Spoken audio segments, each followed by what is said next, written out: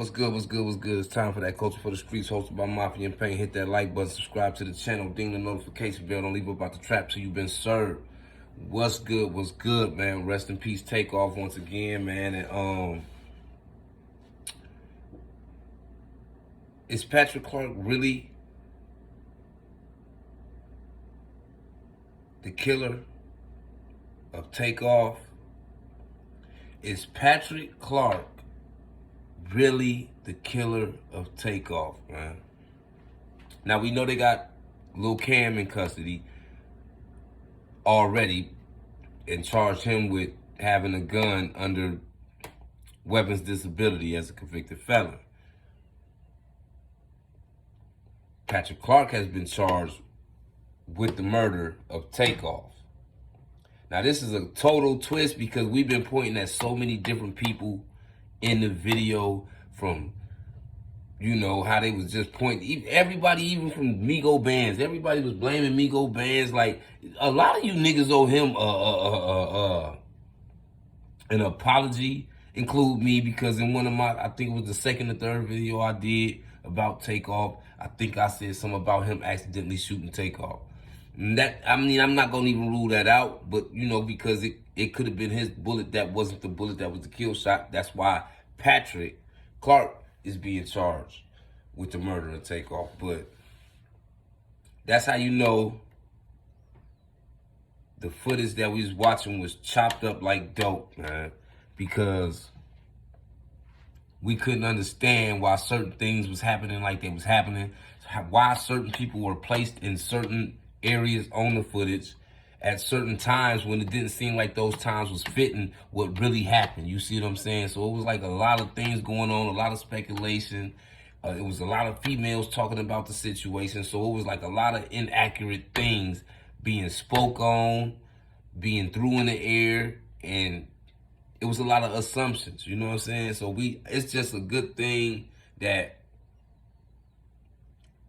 Takeoff ain't resting with some type of justice to it, because and once again, I'm a street nigga, so I don't indulge in rooting for niggas to go to jail, but you know what I'm saying, in these types of cases, you know, when niggas make mistakes, you gotta understand your mistakes come with consequences, and in certain situations you ain't gonna always get away with your mistakes. Now, one thing I do wanna kind of point out in this whole situation with Patrick Clark, DJ Pat, aka DJ Pat, being charged as the killer in Takeoff's death, because, you know, like I said, for a lot of the time, people were shedding light on Lil Cam and DJ Bandz, and more so a lot of times DJ Bandz, because they was, you know, it was kind of making it seem like it was his own team that killed him. You see what I'm saying? And that was bad, to the point where even I felt like, damn, that's sad. You see what I'm saying? So this whole situation is sad because he didn't even partake in the whole incident, and look what happened to him. But to see what's going on, you should know that it's going to be obvious that a lot of things are about to unfold in this situation. Just look how they unfolding. Lil Cam get knocked down. He locked up. Now they got Patrick Clark, which to the internet, he been a ghost. He been invisible the whole time. He was not even nobody was pointing fingers at this man like that. Now it comes up that they saying he's the dude, and it's a lot of speculation on social media, like, you know, people saying he ain't even like that, and that ain't the type of person he is, but you never know what's going on in certain situations. And I'm not sitting here saying that he actually did it, because I don't know for sure right now. But for him to get arrested for it is something that the police know that we don't know. I ain't the police, but the police must know something that we don't know, because they went and snatched his ass up. You see what I'm saying?